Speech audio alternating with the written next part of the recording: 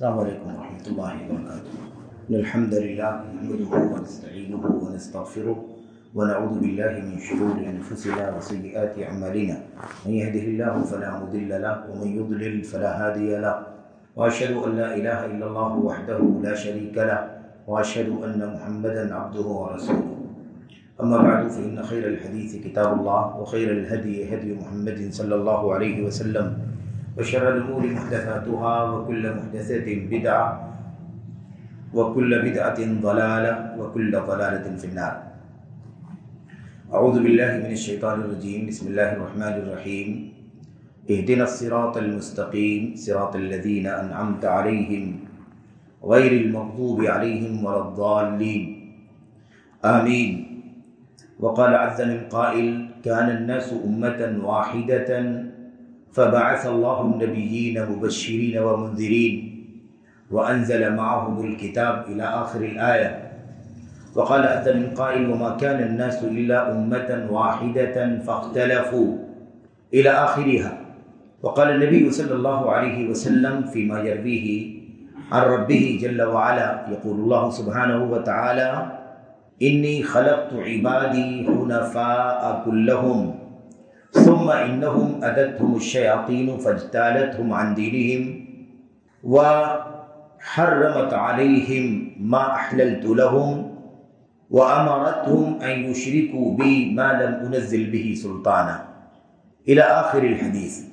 مسجد اہل حدیث قافلہ ٹونک راجستھان کے قابل احترام ذمہ داران، اراکین، عہدیداران، یہاں کی جمعیت اہل حدیث کے موقر ذمہ داران، اس کے منتظمین، اسی طرح سے قابل احترام بزرگوں، قابل احترام ماؤں اور بہنوں، نوجوان ساتھیوں، عزیز بچوں، اللہ تبارک و تعالیٰ کے دین کی مجلس میں بیٹھنا، اس سے استفادہ کرنا، اسی طرح سے اس کے ذریعے سے اپنے ایمان کو منور کرنا، روشن کرنا، اپنے عمل کی، اپنے کرتوت کی، اپنے کردار کی اصلاح کرنا، یہ ہماری اور آپ کی زندگی کا سب سے زیادہ اہم اور بنیادی کام ہے، کیونکہ یہ وہ چیز ہے جس کے ذریعے سے اللہ تبارک و تعالی کی رضا اور اس کی خوشنودی ہمیں حاصل ہوگی، اور آخرت میں اللہ عز و جل اپنی فضل و کرم سے ہمیں جنت کی نعمتوں سے مالا مال فرمائے گا، جہنم سے آزاد فرمائے گا، اور یہی سب سے بڑی کامیابی ہے۔ کامیابی کا معیار لوگوں کے ہاں مختلف ہو سکتا ہے، لیکن اللہ تبارک و تعالیٰ کی کتاب میں، نبی کریم صلی اللہ علیہ وسلم کی سنتوں میں کامیابی کا جو ضابطہ اور معیار، پیمانہ بتلایا گیا ہے، وہ یہ ہے کہ ایک بندے کو اللہ تبارک و تعالی جہنم سے نجات دے دے، جنت کا مکین بنا دے، جنت کا مستحق بنا دے۔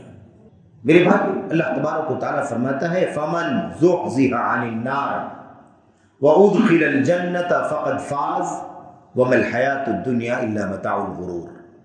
اللہ فرماتا ہے جسے جہنم سے بچا لیا گیا اور جنت میں داخل کر دیا گیا، فقد فاز، وہ کامیاب ہو گیا۔ وما الحیاۃ الدنیا الا متاع الغرور، یہ دنیاوی زندگی تو بس دھوکے کا سامان ہے۔ پوری زندگی کا خلاصہ اللہ تبارک و تعالیٰ نے اس آیت کریمہ میں بیان کر دیا۔ آیت شروع ہوتی ہے: کل نفس ذائقۃ الموت وانما توفون اجورکم یوم القیامہ۔ اس کے بعد اللہ فرماتا ہے: فمن زحزح عن النار وادخل الجنۃ فقد فاز۔ زندگی کا خلاصہ یہی ہے میرے بھائی۔ ہم پیدا ہوئے، زندگی بسر کر رہے ہیں، وقت مقرر موعود آئے گا، موت ہو جائے گی، اللہ تبارک و تعالیٰ کے سامنے پیشی ہوگی، حساب و کتاب کے نتیجے میں جنت یا جہنم کا فیصلہ ہو جائے۔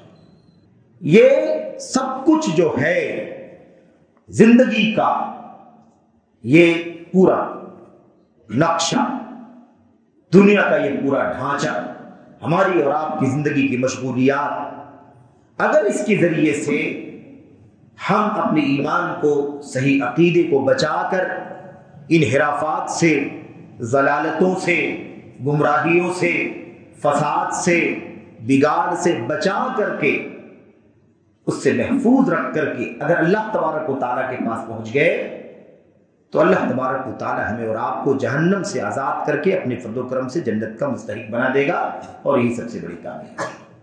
لیکن اگر یہ نہ ہو سکا، اگر یہ مقصد نہ ملا کہ اللہ تبارک و تعالیٰ ہم سے راضی ہو جائے، اپنی رضوان عطا فرما دے، اپنی مغفرت سے نواز دے اور جنت کا مکین بنا دے، جہنم سے آزاد کر دے، اگر یہ مقصد حاصل نہ ہوا تو دنیا اور دنیا کی ساری نعمتیں ہمارے لیے وبال جان ہے، ہمارے لیے آفت ہے، اور ہمارے لیے نعمت نہیں ہے بلکہ نقمت ہے۔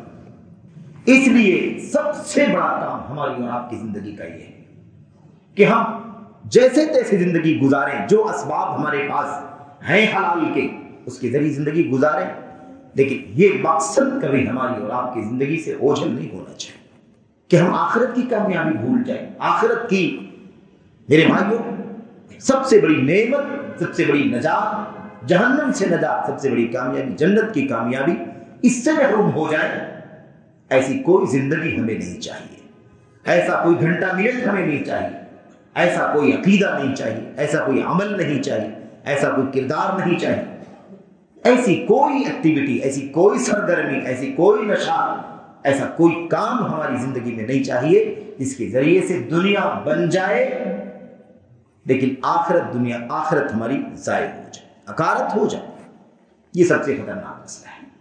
اس مقصد کے پیش نظر میرے بھائیوں یہ عنوان جو بھی آپ نے سنا، امت میں بے راہ روی کے اسباب، امت میں انحراف کے اسباب، امت میں بگاڑ کے اسباب، اصل راستے سے بھٹک جانے، صحیح راستے پر چلنے کے بجائے دوسرے راستے پر چلے جانے کے، امت کے چلے جانے کے اسباب کیا ہیں؟ یہ سوال ایک جواب ہمیں دے رہا ہے۔ وہ جواب یہ ہے کہ امت پہلے انحراف کے راستے پر نہیں تھی، ہے کہ کیونکہ عنوان یہ ہے کہ امت کی بے راہ روی یا امت میں بے راہ روی کے اسباب کیا ہیں۔ اس کا مطلب امت پہلے سے بے راہ روی پر نہیں ہے بلکہ امت اصل میں ہدایت پر ہے۔ امت کی شروعات ہدایت پر ہوئی، دنیا کا آغاز اللہ تعالیٰ کی توحید پر ہوا۔ بگاڑ، انحراف، بغاوت، شرک، کفر، بدعملی، کبیرہ، صغیرہ، بد اخلاقی، بد کرداری، کبائر، صغائر، اللہ کے حقوق کی پامالی، بندوں کے حقوق کی پامالی، نبی رحمت صلی اللہ علیہ وسلم کی سنتوں سے اور آپ کی سیرت سے اعراض، منہ موڑنا، دنیا پرستی، یہ ساری چیزیں بعد میں آئی ہیں۔ شروعات جب اللہ تعالیٰ نے دنیا بنائی، حضرت آدم کو پیدا کیا، اس وقت کوئی بے راہ روی موجود نہیں تھی۔ اس لیے امت میں بے راہ روی کے اسباب، سبب کیا ہوا کہ بے راہ روی پیدا ہو گئی امت کے؟ بے راہ روی یعنی صحیح راستے پر نہ چلنا، سیدھے راستے پر نہ چلنا، ہدایت پر نہ چلنا، گمراہ ہو جانا، بھٹک جانا، بہک جانا، ادھر ادھر چلے جانا۔ اس کے اسباب کیا ہے؟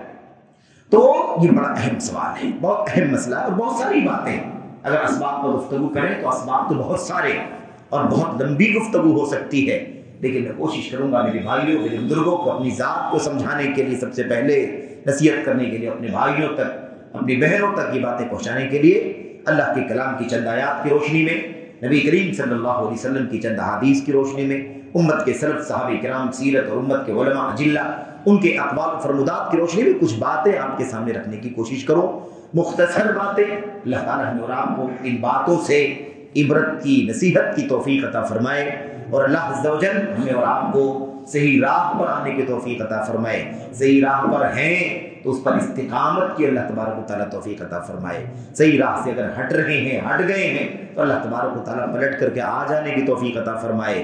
ان راستوں سے، ان اسباب سے اپنے آپ کو دور کر لینے کی توفیق عطا فرمائے جس کی وجہ سے راہ سے ہٹ جاتا ہے انسان۔ سورۃ الفاتحہ کی ہم نے آخر کی آیتیں پڑھی ہیں۔ اہدنا الصراط المستقیم صراط الذین انعمت علیہم غیر المغضوب علیہم ولا الضالین۔ آمین۔ یہ کتنی آیتیں ہیں؟ ہماری اس قرآن کریم کے اندر جو ہمارے سامنے پرنٹڈ نسخہ ہے اس میں کل 2 آیتیں، لیکن بہرحال صحیح اور زیادہ راجح بات ہے کہ یہ 3 آیتیں ہیں۔ اہدنا الصراط المستقیم 1 آیت، صراط الذین انعمت علیہم یہ دوسری آیت ہے، اور اس کے بعد غیر المغضوب علیہم ولا الضالین یہ تیسری آیت ہے۔ خیر کوئی اور موقع انشاءاللہ تبارک تعالیٰ اس کی تفصیلات ہیں۔ قرآن کریم میں سورۃ الفاتحہ 7 آیتوں پر مشتمل ہے، بسم اللہ الرحمن الرحیم کو چھوڑ کر۔ کوئی مسئلہ نہیں ہے پیچیدہ، صرف آیت کی نمبرنگ کی ہے بعض علماء نے نمبرنگ نہیں کی ہے۔ بعض علماء نے صراط الذین انعمت علیہم پر آیت نمبر 6 لگائی ہے، اور بعض علماء نے آیت نمبر 6 نہیں لگائی ہے، بلکہ اسے مسلسل غیر المغضوب علیہم ولا الضالین کے بعد آخر میں آیت نمبر 7 لگائی ہے۔ اور 7 لگانے کے لیے ایسی صورت میں اگر غیر المغضوب علیہم ولا الضالین سے پہلے اگر آیت کریمہ نہیں لگائی گئی تو ظاہر ہے کہ سورہ فاتحہ کو 7 آیتیں بنانے کے لیے بسم اللہ الرحمن الرحیم کو شامل کرنا پڑے گا۔ تو جن لوگوں نے آیت نہیں لگائی انہوں نے بسم اللہ کو آیت نمبر 1 دے دیا، اور یہ کل 6 آیتیں، اور جن لوگوں نے نمبر لگایا ہے یعنی مانا ہے، گرچہ ہمارے نسخے میں ریٹڈ میں موجود نہیں ہے، لیکن جن لوگوں نے وہاں بسم اللہ جن لوگوں نے وہاں آیت نمبر 6 مانا ہے ان لوگوں نے بسم اللہ الرحمن الرحیم کو الگ رکھا ہے اور الحمدللہ رب العالمین سے نمبرنگ کی شروعات کی۔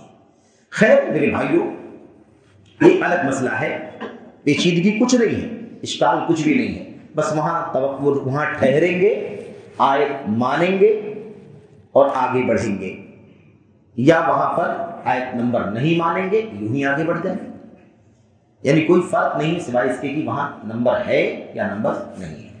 آیت کریمہ میں یا آیتوں میں اللہ تبارک و تعالیٰ نے ہمیں دونوں باتیں بتلا دی ہیں، اصل راستہ کیا ہے اور راستے سے دور ہٹنے والا مسئلہ کیا ہے۔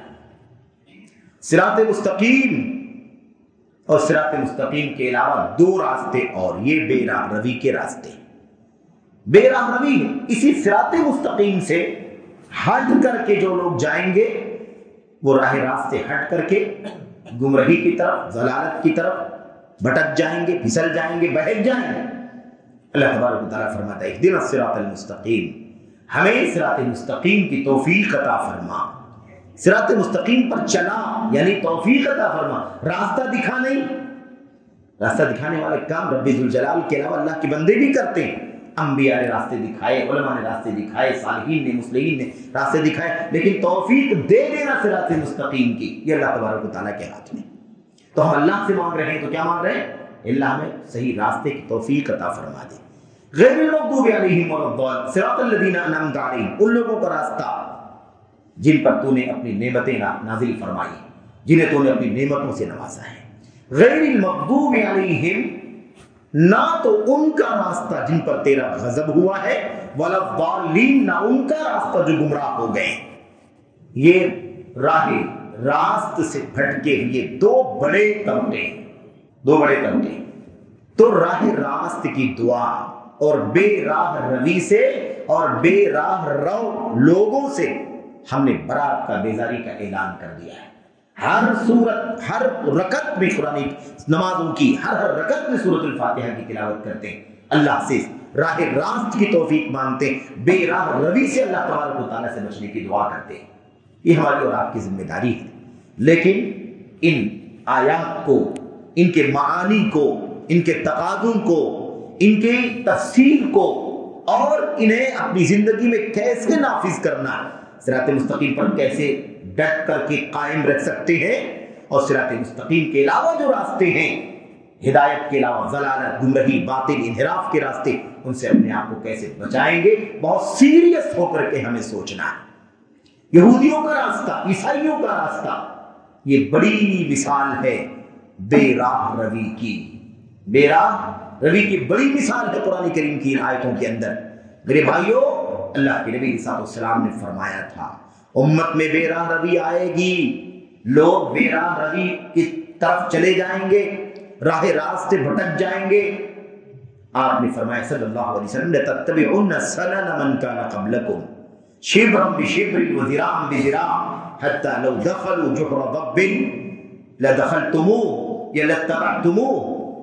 میری امت کے لوگ ضرور بالضرور اپنے سے پہلے والوں کے راستے کے پیچھے چلیں گے، ایک دم بالکل پیچھے پیچھے لگے رہیں گے، جیسے جیسے وہ آگے جائیں گے ویسے ویسے ان کے پیچھے چلیں گے، ایک ایک بالشت ان کے پیچھے لگے رہیں گے۔ ایک بارش وہ آگے بڑھیں گے، یہ بھی ان کے پیچھے آگے بڑھیں گے، ایک ہاتھ وہ آگے بڑھیں گے، یہ بھی ان کے پیچھے ایک ہاتھ آگے بڑھیں گے۔ دوسری روایت میں اللہ کے نبی نے فرمایا حذو القدۃ بالقدۃ وحذو النعل بالنعل، بالکل تیر کے دھار کی طرح سے ایک دم برابر جیسے وہ آگے بڑھیں گے ایسے یہ بھی اس کے پیچھے آگے بڑھتے جائیں گے۔ اللہ کے نبی علیہ الصلوۃ والسلام نے فرمایا یہاں تک کہ اگر وہ گوہ کے سوراخ میں داخل ہوں گے تو یہ بھی گوہ کے سوراخ میں داخل ہو جائیں گے۔ صحابہ نے پوچھا اللہ کے نبی آل یہود والنصارى، آپ کس کو مراد لے رہے ہیں؟ کن کے پیچھے چلے گی اس امت کے، کہ چلیں گے اس امت کے کچھ لوگ؟ اللہ کے نبی نے فرمایا، آپ نے پوچھا کیا یہود و نصارہ کی بات کر رہے ہیں آپ؟ اللہ کے نبی نے فرمایا فمن اذن، اور کس کی بات کر رہا ہوں؟ غیر المغضوب علیہم ولا الضالین، نہ ان غضب کے ماروں کا راستہ نہ ان گمراہوں کا راستہ، امت انہی دونوں کے پیچھے چلے گی، کچھ لوگ ضرور ان کے پیچھے چلیں گے۔ بہرحال میرے بھائیوں، امت کی شروعات جو ہوئی ہے وہ ہدایت پر ہوئی ہے، ایمان پر ہوئی ہے، توحید خالص پر ہوئی ہے۔ نہ تو کفر تھا، نہ تو شرک تھا، نہ تو بدعقیدگی تھی، نہ تو انحراف تھا، نہ ضلالت تھی، نہ کسی کا سر اللہ کے سوا کسی کے سامنے جھکتا تھا، نہ کسی کا رکوع اللہ کے سوا کسی اور کے لیے ہوتا تھا، نہ کسی کا ہاتھ رب ذوالجلال کے سوا کسی اور کے سامنے اٹھتا تھا۔ اسی پر دنیا شروع ہوئی ہے۔ گھر واپسی کی بات کرتے ہیں بہت سارے لوگ، ہے کہ نہیں؟ گھر واپسی کی بات کرتے ہیں، گھر واپسی کہتے ہیں آپ اپنے باپ کو، اپنے دادا کو، پردادا کو 2-3 پشت اوپر جا کر کے دیکھو، سب آپ کو غیر مسلم ملیں گے۔ کہتے ہیں کہ نہیں کہتے پھر آپ لوگ کیا بات کرتے ہو؟ اسلام، قرآن، نبی، سنت کی بات کرتے ہو۔ 2-3 پشت اوپر جاؤ، 150 سال 200 سال اوپر جا کر کے دیکھو، سارے لوگ ہندو ملیں گے۔ تو تم بھی وہی ہو جاؤ، ہم بھی تم کو اسی اپنے پہلے والے گھر کی طرف لے جانا چاہتے ہیں، پلٹ جاؤ، واپس چلے جاؤ اپنے گھر کی طرف۔ یہ نیا طریقہ لے کر کے آگو، ایک اللہ کی بندگی والی بات کرتے ہیں۔ ہمیں یہاں یہ بھی سمجھنا ہے امت میں بے راہ روی کے اسباب۔ گھر واپسی، یہ دیکھو اصل گھر کیا ہے؟ اصل گھر ہے کیا؟ دنیا کی شروعات توحید پر ہوئی ہے، اصل گھر توحید۔ 4 پشت نہیں جاؤ، 40 پشت اگر پیچھے جا کر کے دیکھو، 400 پشت پیچھے جا کر کے دیکھو، 4000 نسل پیچھے جا کر کے دیکھو، ایک دم شروع میں جا کر کے دیکھو جب پہلا انسان پیدا ہوا تھا، جو میرا آپ کا فلاں فلاں فلاں فلاں سب کا باپ آدم علیہ السلام کو جب اللہ نے پیدا کیا تھا، اس وقت کون سا گھر تھا؟ آپ کا گھر تھا یا ہمارا گھر تھا؟ یہ گھر تھا یا کوئی اور گھر تھا؟ سب اسی گھر کی طرف لوٹ جاؤ۔ تو گھر واپسی کرنا ہی ہے تو اصل گھر کی طرف پلٹو۔ 200 سال 300 سال 400 سال پہلے کیوں جاؤ گے؟ جب سے دنیا قائم ہوئی ہے، ایک دم شروع میں کون سا دین تھا، کون سا عقیدہ تھا؟ اسی کا جواب اللہ تبارک و تعالیٰ نے فرمایا۔ انحراف کی شروعات بتا رہا ہوں میں، بے راہ روی کا آغاز بتلا رہا ہوں، وہیں سے بے راہ روی شروع ہوئی ہے، اور پھر یہ بات بھی آئے گی کہ اس کے اسباب کیا تھے۔ جب اصل راستے پر چل رہے تھے، اصل گھر پر چل رہے تھے، دوسرے گھر میں نہیں گئے تھے، گھر سے باہر نہیں چلے گئے تھے، گھر میں تھے، تو وہ کون سا گھر تھا اور پھر کیوں نکل گئے اس گھر سے، اس کے اسباب کیا ہے؟ اسی پر چند باتیں آپ کے سامنے رکھنی۔ دیکھیں اللہ تبارک و تعالیٰ نے قرآن کریم کی آیتوں میں، سورۃ البقرہ میں، سورہ یونس وغیرہ میں ارشاد فرمایا کان الناس امۃ واحدۃ فبعث اللہ النبیین مبشرین ومنذرین۔ اللہ فرماتا ہے لوگ، ساری انسانیت ایک امت تھی۔ ساری انسانیت کیا تھی؟ ایک امت تھی، امۃ واحدہ، ایک امت تھی۔ پھر اس کے بعد اللہ تبارک و تعالیٰ نے رسولوں کو بھیجا، نبیوں کو بھیجا، ڈرانے والا بنا کر کے بھیجا، خوشخبری سنانے والا بنا کر کے بھیجا، خوشخبری سنانے والا بنا کر کے بھیجا، ڈرانے والا بنا کر کے بھیجا۔ یعنی امت ایک تھی، ساری انسانیت ایک تھی، ایک اللہ کی عبادت، ایک اللہ کی بندگی، ایک اللہ کا سجدہ، ایک اللہ کا رکوع، کوئی بھی انحراف نہیں، گمراہی نہیں، ضلالت نہیں، بدعقیدگی نہیں، کچھ بھی نہیں تھا۔ پھر اس میں اختلاف پیدا ہوا، بدعقیدگی آئی، انحراف آیا، بے راہ روی آئی، تو اللہ تبارک و تعالیٰ نے پھر سے ان کو راہ راست پر لانے کے لیے آدم علیہ السلام کے بعد جب انحراف آیا، بے راہ روی آئی، تو ان کو واپس راہ راست پر لانے کے لیے حضرت نوح علیہ السلام کو دنیا میں بھیجا۔ آدم اور نوح کے بیچ میں 1000 سال کا فاصلہ ہے۔ کان بین آدم و نوح عشرۃ قرون، قرون کلہم علی شریعۃ من الحق، آدم اور نوح کے بیچ میں 1000 سال کا فاصلہ ہے۔ اس 1000 سال کے پیریڈ میں جتنے بھی انسان تھے، ساری کی ساری انسانیت، اس وقت کی دنیا اللہ جانتا ہے کہ وہ 200 لوگ تھے کہ 500 لوگ تھے، کم تھے زیادہ تھے، ہمیں نہیں معلوم، جو بھی تھا، جو بھی تعداد تھی اللہ جانتا ہے، لیکن اس وقت جو امت تھی وہ سب کے سب کہاں تھی؟ اعلی شریعت من الحق، اللہ تبارک و تعالیٰ کی دین پر چل رہی تھی، کوئی انحراف نہیں تھا۔ 100 200 300 400 کتنے سو سال تک؟ 1000 سال تک، 10 صدیوں تک۔ تو 10 صدیوں تک کون سا گھر تھا؟ یہی توحید کا گھر تھا، ایک اللہ کی بندگی، ایک اللہ کا سجدہ، ایک اللہ کا رکوع، ایک اللہ کے سامنے ہاتھ اٹھانے کا۔ اسی کی طرف آؤ، سب واپس آ جاتے ہیں، آپ بھی واپس آ جاؤ، ہم بھی واپس آ جاتے ہیں، تب جا کر کے صحیح معنوں میں گھر واپسی ہوگی۔ تو گھر واپسی کا جھانسا اگر کوئی دے، آپ کو سمجھائے نا فلسفہ، تو آپ اس کو بتائیے گھر واپسی کے لیے ہم آپ کے ساتھ ہیں، لیکن آؤ دیکھتے ہیں کہ اصل گھر کون سا ہے۔ سب اسی طرف واپس چلتے ہیں اور ساری امت کو اسی طرف واپس جانے کی ضرورت ہے، ساری امت اسی اصل کی طرف چلی جائے۔ دنیا میں جتنا اختلاف ہے نا، جتنا اختلاف، جتنا جھگڑا، جتنا انتشار، جتنا فتنہ، اس کی ایک ہی وجہ ہے کہ اللہ کی بندگی خالص دنیا میں باقی نہیں بچی۔ خالص بندگی اگر اللہ تبارک و تعالیٰ کی ہونے لگے، کوئی شرک کفر باقی نہ بچے، تو انشاءاللہ تبارک و تعالیٰ سارے اختلاف ختم ہو جائیں گے، کیونکہ اتحاد توحید کے ذریعے سے ہوگا، اتحاد توحید کے ذریعے سے ہوگا۔ جب تک توحید نہیں، تب تک اتحاد کا کوئی بھی فارمولہ کارآمد نہیں ہو سکتا ہے۔ اچھا جناب، دوسری آیت میں اللہ تبارک و تعالیٰ فرماتا ہے وَمَا كَانَ النَّاسُ إِلَّا أُمَّةً وَاحِدَةً فَاخْتَلَفُوا، لوگ تو ایک ہی امت تھے۔ اللہ فرماتا ہے لوگ تو ایک ہی امت تھے، کوئی بے روی نہیں، کوئی انحراف نہیں، کوئی بدعقیدگی نہیں۔ فَاخْتَلَفُوا، لیکن پھر اس کے بعد اختلاف شروع ہوا۔ دیکھا آپ نے، اللہ نے بیان فرمایا نا کہ انسانیت ایک امت تھی، کوئی دوسری امت تھی نہیں۔ یہ اللہ کے سوا کو پوجنے والا، یہ فلاں کو پوجنے والا، یہ فلاں کو پوجنے والا، یہ فلاں کو پوجنے والا، نہ ود کا، نہ سوا کا، نہ یغوث کا، نہ یعوق کا، نہ نصر کا، نہ میرے بھائیوں اللہ کے نبی کے زمانے کے جو بہت سارے مورتیاں اور بت پوجے جاتے تھے، دیوی دیوتا، لات منات عزا اور بہت سارے چھوٹے بڑے بت، یہ سب کے سب بعد کے، سب کے سب بعد میں آئے ہیں۔ فاختلفوا، اللہ فرماتا ہے ساری انسانیت ایک امت تھی، پھر اس کے بعد ان لوگوں میں اختلاف پیدا ہوا، اس کا یہ دھرم، اس کا یہ عقیدہ، اس کا یہ دین، اس کا یہ دین، اس کا یہ، سب بٹ گئے، اختلاف کر لیا الگ الگ۔ دیکھا آپ نے، تو شروعات ہی اللہ تبارک و تعالیٰ بتاتا ہے کہ اتحاد میں اختلاف کا معنی ہی عقیدے کا اختلاف ہے۔ اختلاف کا اصل معنی کیا ہے؟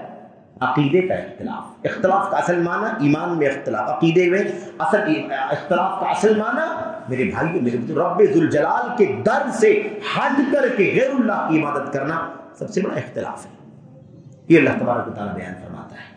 میرے بھائیوں، میرے بزرگوں، اچھا جناب، اللہ تبارک و تعالیٰ کی کتاب، نبی کی سنت اور امت کے سلف کے حوالوں سے چند باتیں میں آپ کے سامنے رکھنا چاہتا ہوں۔ یہ تو اساس تھی کہ امت میں بے روی بعد میں آئی ہے، امت کی شروعات ہدایت پر ہوئی ہے، توحید پر ہوئی ہے، ایمان پر ہوئی ہے، یہ انحراف بعد میں آیا ہے۔ اب کیوں آیا ہے؟ اس کے بہت سارے اسباب ہیں۔ ایک سبب، پہلا سبب ہے شیطان لعین۔ شیطان لعین، ابلیس، اس کا کام ہے ورغلانا، گمراہ کرنا، فتنوں میں ڈالنا۔ لا یفتننکم الشیطان کما اخرج ابویکم من الجنہ، اے لوگو، اے آدم کے بچوں، آدم کی اولاد، دیکھنا یہ شیطان تمہیں فتنے میں نہ ڈال دے جیسے اس نے گمراہ کر کے تمہارے باپ آدم کو جنت سے نکال دیا۔ جنت سے نکلوایا کہ نہیں نکلوایا؟ کما اخرج ابویکم من الجنہ، جیسے اس نے تمہارے باپ آدم اور حوا علیہ السلام کو جنت سے نکلوایا، دیکھنا کہیں گے تمہیں بھی ویسے ہی فتنے میں نہ ڈال دے، بہکا نہ دے، پھسلا نہ دے، گمراہ نہ کر دے۔ اللہ تبارک و تعالیٰ ہمیں آگاہ کر رہا ہے، اے لوگوں لا تتبعوا خطوات الشیطان، شیطان کی نقش قدم کی پیروی مت کرو۔ میرے بھائی، شیطان کون ہے؟ عدو مبین، کھلا دشمن ہے تمہارا۔ ان شیطان لکم عدو فاتخذوہ عدوا، انما یدعو حزبہ لیکون من اصحاب السعیر۔ شیطان تمہارا دشمن ہے، اسے دشمن ہی سمجھو، دشمن ہی بنائے رکھو، کبھی دوست مت بنانا، دوستی کا ہاتھ مت بڑھانا۔ انما یدعو حزبہ لیکون من اصحاب السعیر، وہ اپنی پارٹی کو اس لیے بلاتا ہے تاکہ سب کے سب جہنمی ہو جائیں، جہنم میں ڈالنے کے لیے وہ سارے لوگوں کو دعوت دیتا ہے، بلاتا ہے۔ تو سب سے بڑا سبب کون ہے؟ شیطان لعین۔ اللہ کے نبی صلی اللہ علیہ وسلم کی ایک حدیث ہم نے آپ کے سامنے پڑھی، جو حدیث قدسی ہے، صحیح مسلم کی لمبی حدیث ہے، حضرت عیاض ابن حمار المجاشعی رضی اللہ تعالیٰ عنہ سے مروی ہے، کہتے ہیں نبی کریم صلی اللہ علیہ وسلم نے فرمایا کہ اللہ تبارک و تعالیٰ فرماتا ہے انی خلقت عبادی حنفاء کلہم، میں نے اپنے سارے بندوں کو، سب کے سب کو میں نے پیدا کیا، عبادی اپنے بندوں کو، کلہم سارے کے سارے بندوں کو کیسے پیدا کیا؟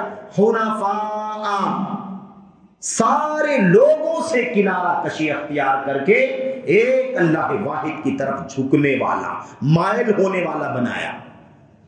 نہ لات، نہ منات، نہ عزا، ہے نا، نہ ہبل، نہ ود، سوا، یغوث، یعوق، نصر، کسی کی طرف، کسی غیر اللہ کی طرف، نہ کسی قبر، نہ کسی شجر، نہ حجر، نہ شمس، نہ قمر، نہ کسی کوكب، نہ کسی نجم، نہ آسمان کی مخلوقات، نہ زمین کی مخلوقات، نہ اولیاء، نہ صالحین، نہ انبیاء، نہ ملائکہ، نہ فرشتے، نہ زندے، نہ مردے، نہ حیوانات، نہ جمادات، نہ نباتات، کوئی نہیں۔ حنفاء کلہم، سب سے باریکار ایک اللہ تبارک و تعالیٰ کی طرف مائل ہونے والا ہم نے پیدا کیا تھا۔ دیکھا، گھر واپسی کرنی ہے تو یہ کر لو، گھر واپسی کی دعوت ہم بھی آپ کے ساتھ میں دیتے ہیں، لیکن یہی میرے بھائی یہی گھر ہے جس نے پیدا کیا، جو سانسیں چلاتا ہے ہماری، جو قطرے قطروں سے نوازتا ہے ہمیں، وہ نہ دے تو ایک قطرہ نہیں مل سکتا، وہ نہ دے تو ایک دانہ نہیں مل سکتا۔ اسی اللہ کے سامنے سر جھکاؤ، آؤ، اسی نے ہمیں بھی پیدا کیا، آپ کو بھی پیدا کیا، سب کا خالق و مالک وہی ہے، اسی کی طرف جھکنے والے بن جاؤ۔ یہ ہے اصل۔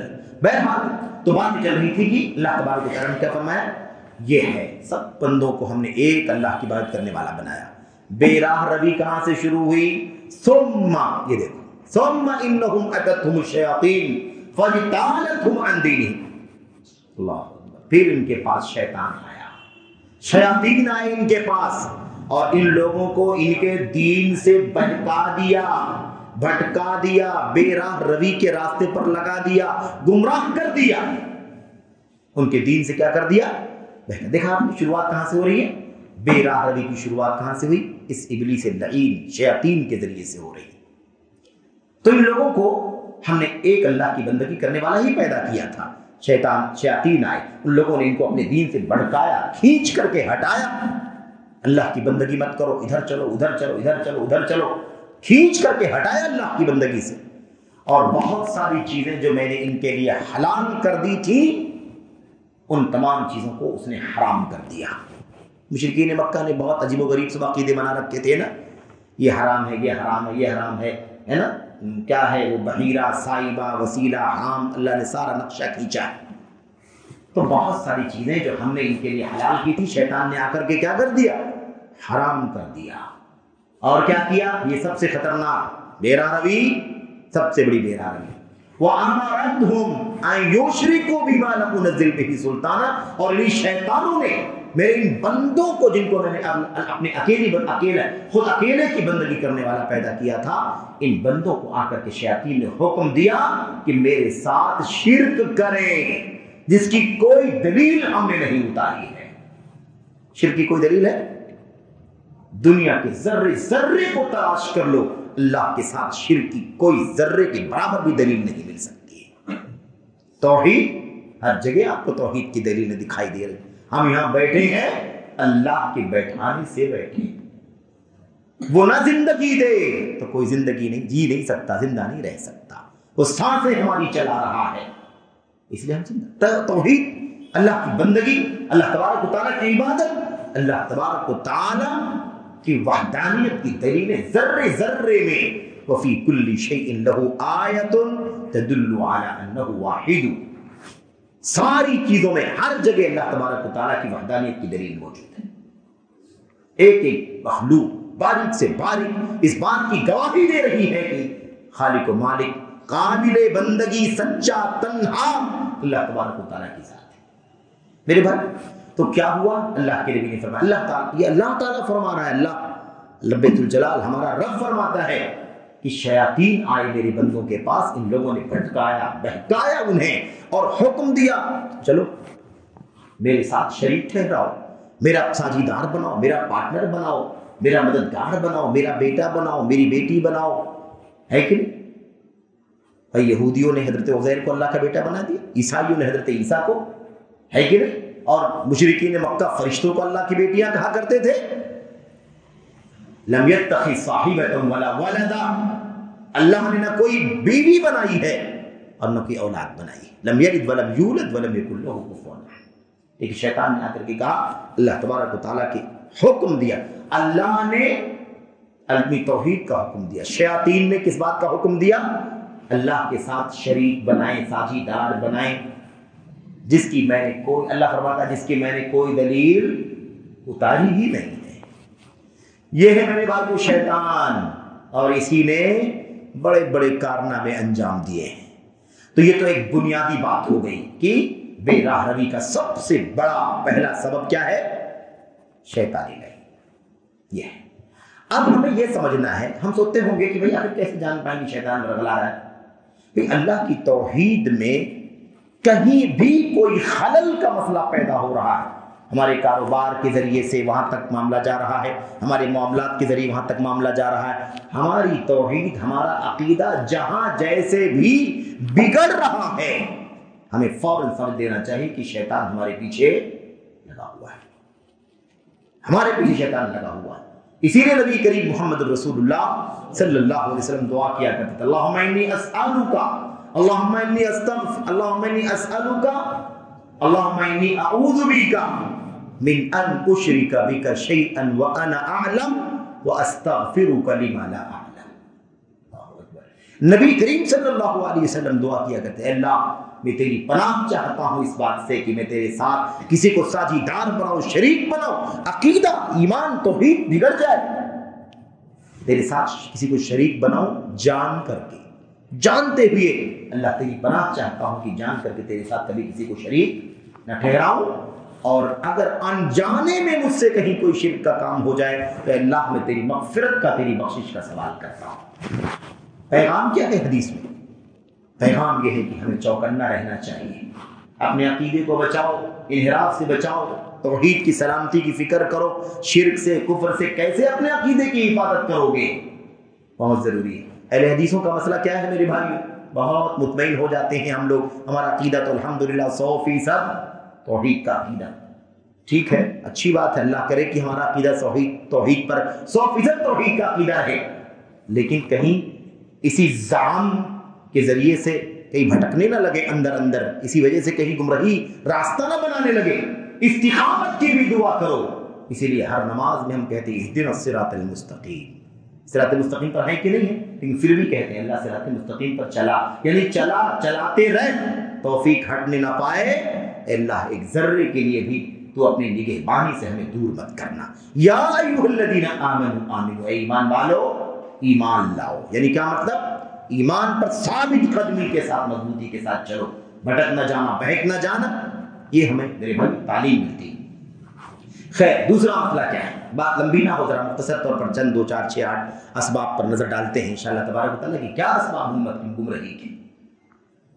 میرے بھائیو، دوسرا جو سبب ہے وہ ہے انبیاء، اولیاء، صالحین، اللہ کے نیک بندوں کی شانوں میں غلو کرنا، جس کا جو مقام ہے اسے مقام وہی دو، اس کے اوپر نہ لے جاؤ، نہ نیچے اتارو کسی کو اس کے درجے سے، نہ اوپر اٹھاؤ۔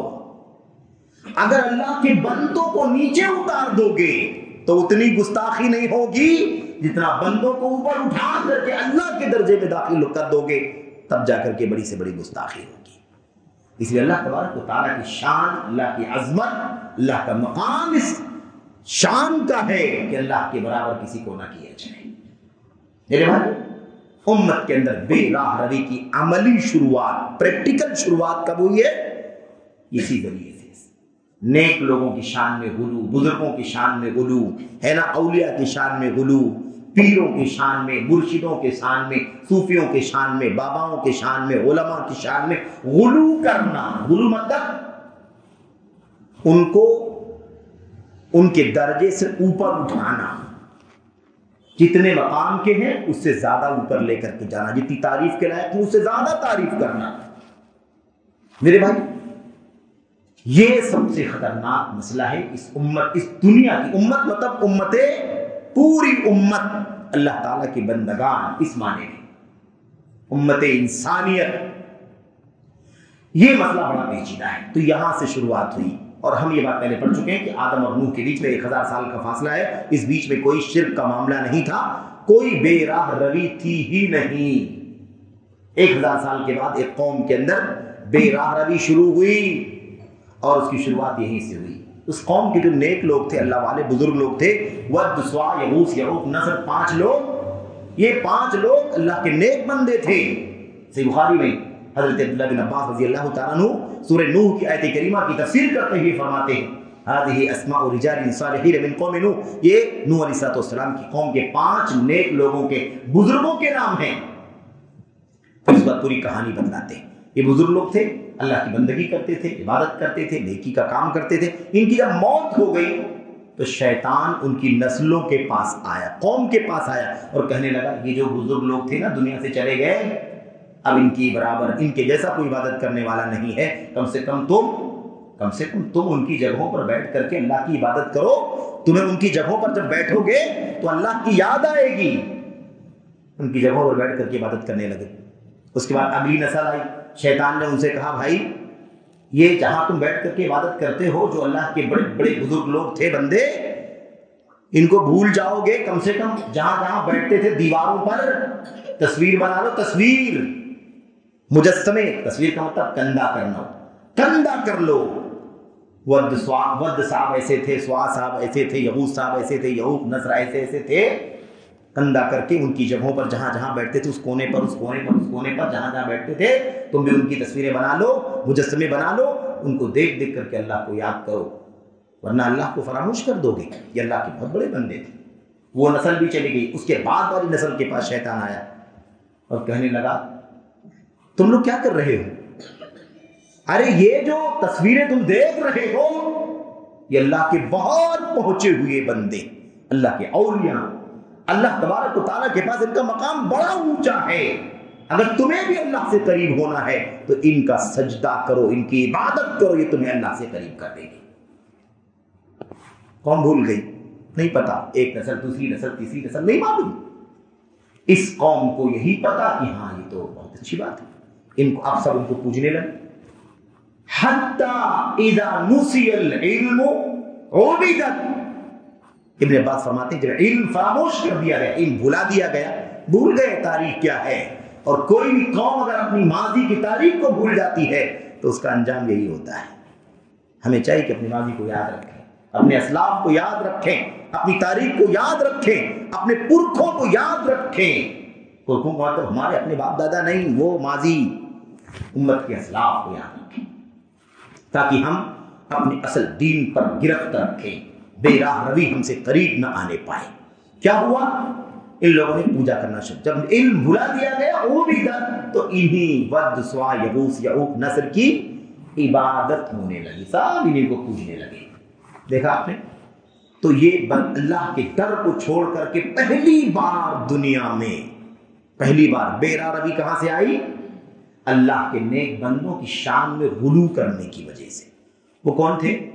اللہ کے بندے تھے، انسان تھے، ہماری آپ کی طرح انسان تھے، وہ بھی اللہ کی بندگی کرتے تھے، جیسے وہ اللہ کی بندگی کرتے تھے ایسے ہمیں بھی اللہ کی بندگی کرنا چاہیے تھا۔ لیکن ان کی شان کو بڑھایا، یہ اللہ تک پہنچے ہوئے ہیں، یہ تمہاری اللہ سے مغفرت کروا دیں گے، یہ تمہاری اللہ سے بخشش کروا دیں گے۔ تمہیں اللہ سے قریب ہونا ہے تو ان کے واسطے سے تمہیں اللہ تبارک و تعالیٰ کے پاس جانا پڑے گا۔ آج بھی دنیا کے اندر یہ عقیدہ موجود ہے کہ نہیں موجود ہے؟ موجود ہے۔ تم اللہ تبارک و تعالیٰ تک نہیں پہنچ سکتے، تم کو اولیاء کا وسیلہ، صالحین کا وسیلہ، بزرگوں کا وسیلہ، نبیوں کا وسیلہ، فلاں فلاں فلاں فلاں کا وسیلہ تمہیں لینا پڑے گا۔ ان کے پیچھے پڑو، ان کو پوجو، ان کی پرستش کرو، ان کی عبادت کرو، ان کے سامنے ہاتھ پھیلاؤ، ان سے اپنی مرادوں کا سوال کرو، یہ تمہیں اللہ تبارک و تعالیٰ سے قریب کر دیں گے۔ تو انحراف یا بے راہ روی کا دوسرا سبب کیا ہے؟ اللہ کے نیک بندوں کی شانوں میں غلو کرنا، اللہ کے نیک بندوں کی شانوں میں غلو کرنا، ان کے درجے سے۔ آپ کو بتا دیں کہ اللہ کے نبی علیہ السلام نے کیا فرمایا تھا، میرا جو مقام اللہ نے مجھے عطا فرمایا ہے، مجھے بھی میرے مقام سے اوپر نہ لے جاؤ، نہ اٹھاؤ میرے مقام سے اوپر، میرا جو مقام اللہ نے مجھے دے رکھا ہے مجھے اسی مقام پر رکھو۔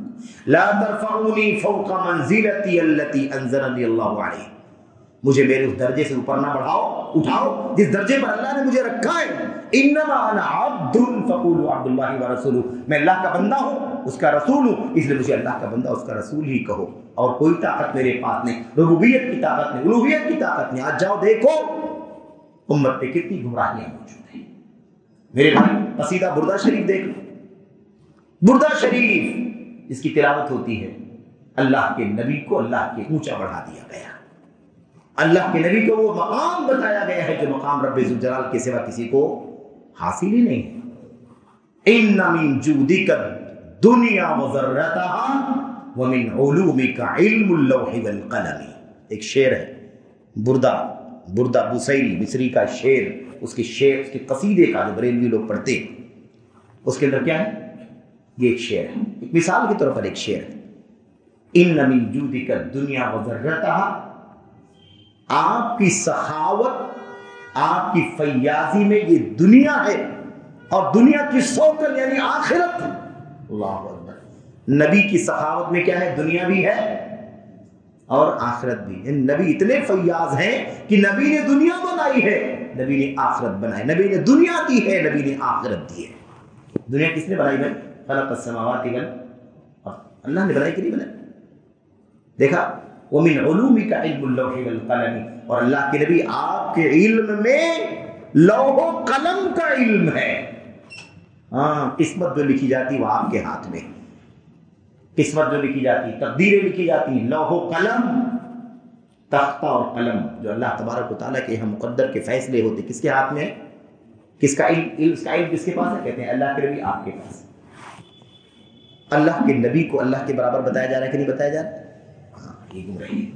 اور ایسی بہت ساری باتیں، مثالوں میں داخل ہوں گے تو بہت لمبی بات ہو جائے گی، میں جلدی جلدی چند اسباب گنانا چاہتا ہوں۔ یہ ہو گئی بات اللہ تعالیٰ کے انبیاء صالحین کی شانوں میں غلو نہیں ہونا ہے، جس کا جو مقام ہے۔ لا تطرونی کما اطرت النصارى ابن مریم، اے لوگو میری تعریف بہت زیادہ مبالغے کے ساتھ مت کرو، بہت زیادہ بڑھا چڑھا کے میری تعریف مت کرو، جیسے عیسائیوں نے حضرت عیسیٰ علیہ السلام کی تعریف میں بہت زیادہ بڑھا چڑھا دیا، اتنا بڑھایا، اتنی تعریف کرتے کرتے کہ ان کو اللہ کا بیٹا بنا دیا، ہے کہ نہیں؟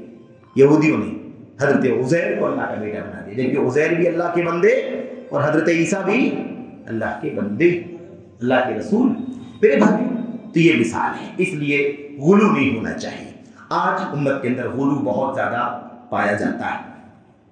یہ قبر، یہ مزارات، یہ مشاہد جن کی پرستش ہو رہی ہے، جنہیں چوما جا رہا ہے، چادر چڑھایا جا رہا ہے، رکوع ہو رہے ہیں، سجدے ہو رہے ہیں، پھول اڑیلے جا رہے ہیں، میرے بھائیوں زعفران ڈالے جا رہے ہیں، خوشبو اڑیلی جا رہی ہے، اور ان سے ہاتھ بڑھا کر کے چادروں کے نیچے سر ڈال کر کے جو سجدے کیے جاتے ہیں، بھلا بتاؤ یہ مبالغہ ہے کہ نہیں مبالغہ ہے؟ سجدہ کس کا حق ہے؟ رکوع کس کا حق ہے؟ لا تسجدوا للشمس ولا للقمر واسجدوا للہ الذی خلقہن ان کنتم ایاہ تعبدون، نہ سورج کا سجدہ کرو نہ چاند کا سجدہ کرو، اس اللہ کا سجدہ کرو جس نے انسان کو پیدا فرمایا ہے۔ اگر تم واقعی اللہ کی عبادت کرتے ہو تو تمہیں یہی کرنا چاہیے میرے بھائی۔ تو یہ ہو گئی بات۔ بہرحال تو غلو نہیں ہونا چاہیے۔ آج علماء کی شان میں آپ نے دیکھا ہوگا بہت سارے لوگ اپنے علماء کو قبلہ کہتے ہیں۔ کیا کہتے ہیں؟ قبلہ۔ بعض لوگ اپنے علماء کو کعبہ کہتے ہیں کہ آپ تو ہمارے قبلہ ہیں، فلاں صاحب قبلہ، فلاں صاحب کعبہ۔ یہ کیا ہے؟ غلو ہے کہ نہیں غلو ہے؟ اس کا مطلب جیسے خانے کعبہ کی طرف جھکتے ہیں ایسے ان کی طرف بھی جھکو، یہ بھی قبلے کے درجے پر۔ یہ مبالغہ ہے، غلو ہے، حد سے زیادہ تعریف کرنا، حد سے زیادہ بڑھا دینا۔ میرے بھائیوں یہ بڑھانا خطرناک ہے۔ ہم سمجھتے ہیں کہ نبی کی شان اتنی بڑھائیں کہ آپ کا مقام بہت اونچا ظاہر ہو جائے، لیکن یہ نہیں سمجھتے ہیں کہ نبی کی شان بڑھانے سے اللہ کی شان گھٹ جائے گی۔ اللہ کی شان گھٹے گی کہ نہیں گھٹے گی؟ ہم اللہ کے نبی کو اللہ کے برابر کر دیں گے تو اللہ کا حق چلا جائے گا کہ نہیں چلا جائے گا؟ اللہ کے حق میں نبی شریک ہو جائے گی کہ نہیں شریک ہو جائے گی؟ تو اللہ کے نبی کی تعریف میں، اللہ کے نبی کی شان میں مبالغہ کرنے والے یہ بھی سوچیں کہ اللہ تبارک و تعالیٰ کا حق کسی اور کو دے دینے سے اللہ کی شان کم ہو جائے گی، اس کا ساجیدار بنائیں، اس لیے زیادہ خطرناک مسئلہ ہے، اس لیے یہ کام نہیں کرنا ہے۔ ایسے ہی امت کی بے راہ روی کے یا امت کی بے راہ روی کے اسباب میں سے ایک سبب اور ہے۔ وہ سبب کیا ہے میرے بھائیوں؟ وہ سبب ہے باپ دادوں کی ریت روایت پر چلنا۔ باپ دادے پرکھے اب آج توحید بتاؤ، سنت بتاؤ، بدعت بتاؤ، شرک بتاؤ، حلال بتاؤ، حرام بتاؤ، لوگ کہتے ہیں کہ بھائی سب ٹھیک ہے لیکن ہم نے باپ دادا کو تو ایسے ہی عمل کرتے ہوئے پایا ہے۔ انحراف کا راستہ ہے یہ، کیا ہے؟ بے راہ روی کا سبب ہے باپ دادا کا دین، باپ دادا کی ریت، باپ دادا کی روایت، باپ دادا کا طریقہ۔ کب سے اللہ تبارک و تعالیٰ کا دین بن گیا بھائی؟ باپ دادا کا دین۔ کیا اگر باپ دادے ہدایت پر نہ رہے ہوں، گمراہی پر رہے ہوں، بے عقل رہے ہوں، نہ سمجھ رہے ہوں، تب بھی ان کے پیچھے چلیں گے؟ اذا قیل لهم اتبعوا ما انزل اللہ، جب لوگوں کو کہا جاتا ہے اے لوگوں اللہ تبارک و تعالیٰ نے جو اتارا ہے اس کی پیروی کرو، قالوا بل نتبع ما الفینا علیہ آبانا، لوگ جواب دیتے ہیں نہ، اللہ نے جو اتارا ہے اس پر ہم نہیں چلیں گے، ہم پیروی کریں گے اس طریقے کی، اس راستے کی جس پر ہم نے اپنے باپ دادوں کو پایا ہے۔ ہمارے خاندان میں ایسا چلتا ہے، ہمارے باپ دادے ایسا کرتے ہوئے آئے، ہمارے نانا ایسا کرتے تھے، ہمارے پر نانا ایسا کرتے تھے، برسا برس سے، صدیوں سے، عرصے سے ہم نے اپنے خاندان میں یہی کرتے ہوئے دیکھا، اس لیے ہم کسی کی بات نہیں مانیں گے، ہم اسی پر چلیں گے۔ ارے بھائی جہنم کا راستہ ہے، جہنم میں جائیں یا جنت میں جائیں لیکن کریں گے وہی جو ہم اپنے باپ دادا کو کرتے ہوئے پاتے ہیں۔ یہ طریقہ ہے میرے باپ۔ کتنے لوگ اسی وجہ سے بے راہ روی گمراہی کے راستے پر چل رہے ہیں۔ اچھا ایک بات شروع میں رہ گئی، ہم نے امت میں بے راہ روی کے اسباب یہ عنوان طے کیا گیا۔ اصل میں بے راہ روی کے پہلو کئی ایک ہیں، ایمان اور عقیدے میں بے راہ روی، ایمان اور عقیدے میں انحراف، اخلاقی بے راہ روی، دعوتی بے راہ روی، تعلیمی تربیتی بے راہ روی۔ یہ بے راہ روی کئی طرح کی ہے، لیکن ہم نے ان تمام چیزوں کو چھوڑ کر کے عقیدے والا پہلو اس لیے لے لیا کیونکہ یہ سب سے خطرناک بے راہ روی، سب سے خطرناک گمراہی ہے۔ اس کے بگڑنے کے ساتھ کوئی بھی راستہ کتنا بھی اچھا ہو انسان کی نجات کا ذریعہ نہیں بن سکتا۔ اخلاقی بگاڑ کے اسباب کیا ہے کہ نہیں؟ تعلیمی بگاڑ کے اسباب کیا ہیں؟ تعلیمی انحراف کے اسباب کیا ہیں؟ دعوتی انحراف کے اسباب کیا ہیں؟ دعوت میں بگاڑ کے اسباب بہت سارے، ہر طرح کے پہلو، لیکن ہم نے عقیدے، ایمان اس کو خاص طور پر موضوع بنایا کیونکہ یہ سب سے خطرناک فتنہ ہے امت کا، سب سے خطرناک بے راہ روی۔ تو مسئلہ کیا ہوا؟ بات کہاں چل رہی تھی کہ امت اگر اس راستے پر چلتی ہے کہ بھئی ہم باپ دادا کا راستہ نہیں چھوڑیں گے، جو کچھ ہمارے باپ دادا کرتے تھے وہی کریں گے، زمانے سے ایسی ہو رہا ہے، خاندان میں برسہ برس سے ایسی ہو رہا ہے، اس لیے ہم نہیں چھوڑیں گے، چاہے وہ ایمان کا مسئلہ ہو، چاہے عقیدے کا مسئلہ ہو، ہے کہ نہیں، چاہے وہ عبادات کا مسئلہ ہو، سنتوں کا مسئلہ ہو، حلال و حرام کا مسئلہ ہو، کھانے پینے کا مسئلہ ہو، روایتوں کا مسئلہ ہو، طور طریقے کا، عادات کا مسئلہ ہو، رہن سہن کا مسئلہ ہو، ہے کہ نہیں، یا شادی بیاہ کے رسم و رواج کا مسئلہ ہو۔ آدمی ہر جگہ کیا کہتا ہے؟ یہ کچھ بھی ہو جائے، یہ تو خاندانی روایت ہے، باپ دادا کا طریقہ، اس لیے ہم چھوڑنے والے۔ اس کی وجہ سے بہت گمراہیاں آئی ہیں۔ اللہ نے فرمایا وَإِذَا قِيلَ لَهُمُ اتَّبِعُوا مَا أَنزَلَ اللَّهُ قَالُوا بَل نَتَّبِعُ مَا أَلْفَيْنَا عَلَيْهِ آبَاءَنَا أَوَلَوْ كَانَ آبَاؤُهُمْ لَا يَعْقِلُونَ شَيْئًا وَلَا يَهْتَدُونَ۔ اللہ نے جواب دیا، اور یہ آیتیں، اس معنی کی آیتیں کئی ایک جگہوں پر قرآن کے اندر موجود ہیں، اس میں سے ایک جگہ اللہ فرماتا ہے أَوَلَوْ كَانَ آبَاؤُهُمْ، کیا اس کے باوجود بھی وہ باپ دادے کے راستے پر چلیں گے جبکہ ان کے باپ دادا کو کوئی سمجھ بھی نہیں تھی اور وہ ہدایت کے راستے پر بھی نہیں تھے، تب بھی باپ دادا کا راستہ نہیں چھوڑیں گے؟ یعنی اللہ تعالیٰ ان کو میرے بھائی جھنجھوڑ رہا ہے، للکار رہا، سمجھداری سے کام لو، عقل سے کام لو، ہوش کے ناخن لو، کیسی بات کرتے ہو؟ باپ دادا کا طریقہ نہیں چھوڑیں گے؟ ارے باپ دادا اگر عقل کا کام کرتے ہو تو تم بھی کرو، باپ دادا ہدایت پر چلتے ہو تو تم بھی چلو۔ اگر تمہارے باپ دادا کو عقل نہ رہی ہو، سمجھداری نہ رہی ہو اور ہدایت کے راستے پر نہ رہے تب بھی تم باپ دادا کا راستہ نہیں چھوڑو گے۔ تو یہ بھی ایک بہت بڑا سبب ہے، اور بہت ساری مثالیں، بہت ساری باتیں ہیں، لیکن ہمیں بات مختصر کر کے ختم کرنی ہے۔ میرے بھائیو، ایسے ہی امت میں انحراف کے یا بہرا روی کے اسباب میں سے ایک سبب ہے اندھی تقلید۔ اندھی تقلید، جی ہاں، فلاں امام، فلاں بزرگ، فلاں پیر، فلاں فقیر جیسا وہ کرتے ہیں ویسے ہی ہم کریں گے۔ یہ نہیں دیکھیں گے یہ کام کرنا حلال سمجھتے ہیں تو اس کی دلیل ہے کہ نہیں ہے، قرآن کیا کہتا ہے، سنت کیا کہتی ہے، اللہ کا دین میں وہ حلال ہے کہ حرام ہے، جائز ہے کہ ناجائز ہے، یہ عبادت کرنی چاہیے کہ نہیں کرنی چاہیے، یہاں پر کیا کریں کیا نہ کریں، ایسا کریں ایسا نہ کریں، نہ۔ آدمی کیا دیکھتا ہے، بس میں فلاں امام سے جڑا ہوا ہوں، فلاں عالم سے جڑا ہوا ہوں، فلاں پیر فقیر سے جڑا ہوا ہوں، فلاں سے بیعت ہوں، میں نقشبندی ہوں، میں چشتی ہوں، میں قادری ہوں، میں زہروردی ہوں مثال کے طور پر، یا مسلکوں میں جائیں تو میں حنفی ہوں، مالکی ہوں، شافعی ہوں، حنبلی ہوں۔ اس طرح سے تقلید، اندھی تقلید۔ اندھی تقلید کا مطلب کیا ہوتا ہے؟ اندھی تقلید کا مطلب یہ ہے کہ مسئلہ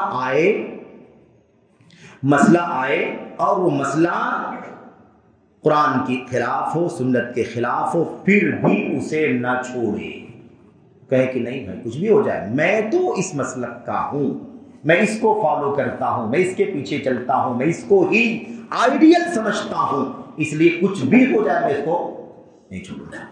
اس کو کہتے ہیں اندھی تقلید۔ تقلید کہتے ہیں کس کو؟ تقلید کہتے ہیں بغیر دلیل کے کسی کی بات کو مان لینا، اس لیے کہ وہ کہہ رہا ہے۔ کسی کی بات کو کیوں مان لینا؟ اس لیے کہ وہ کہہ رہا ہے، اس لیے مجھے مان لینا ہے۔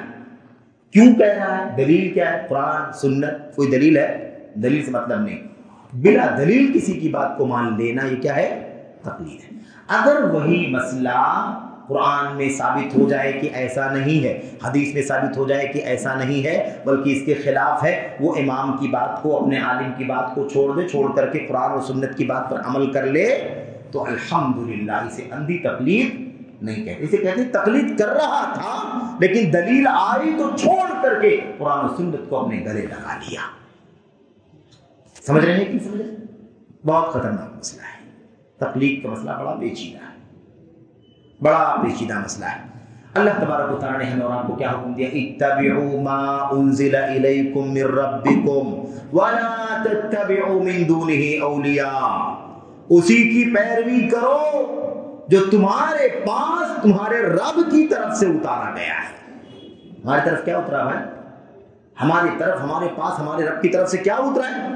اللہ کی کتاب اتری، نبی کی سنت اتری ہے، دونوں اتری ہے، گڑبڑ نہیں ہونا چاہیے۔ جیسے قرآن اترا ایسے ہی سنت بھی اتری ہے، اور شریعت کا مسئلہ جاننے میں قرآن و سنت میں کوئی فرق نہیں۔ جیسے کوئی مسئلہ قرآن سے ثابت ہوگا، ایسے ہی وہی مسئلہ سنت سے بھی ثابت ہوگا، عقیدے کا ہو، عبادت کا ہو، حلال کا ہو، حرام کا، کوئی بھی مسئلہ ہو، جیسے قرآن کی آیت سے ثابت ہوگا، ایسے ہی نبی کریم صلی اللہ علیہ وسلم کی صحیح حدیث سے بھی بالکل اسی درجے میں ثابت ہوگا، کوئی فرق۔ ایک شبہ ہے، شوشہ ہے، فتنہ پھیلانے والے پھیلاتے ہیں ہمارے عزیزوں کے بیچ میں آ کے، یہ قرآن کی آیت حدیث سے ٹکراتی ہے، حدیث قرآن سے ٹکراتی ہے، بخاری کی ہے اس سے ٹکراتی ہے، مسلم کی ہے اس سے ٹکراتی ہے، بھلا بتاؤ قرآن لیں گے کہ حدیث لیں گے؟ ایک عام نوجوان کو ایسے بہکاؤ گے، کوئی آ کے بہکائے گا کہ قرآن کی آیت میں اللہ ایسے فرماتا ہے، حدیث میں یہ فرماتے ہیں، بھلا بتاؤ حدیث قرآن میں ٹکراؤ، تم قرآن لوگوں کی حدیث لوگے؟ ایک عام آدمی کیا کہے؟ ارے یار صحیح بات ہے، میں تو قرآن لوں گا، حدیث کیسے؟ قرآن تو اللہ کی کتاب ہے، تو قرآن اللہ کی کتاب ہے تو حدیث اللہ تبارک و تعالیٰ کا کلام نہیں ہے؟ اسی قرآن میں اللہ تبارک و تعالیٰ نے فرمایا ہے کہ میرے نبی کی زبان سے جو بات نکلتی ہے وہ زبان میرے نبی کی ہوتی ہے، بات میری ہوتی ہے، اللہ کی بات ہے۔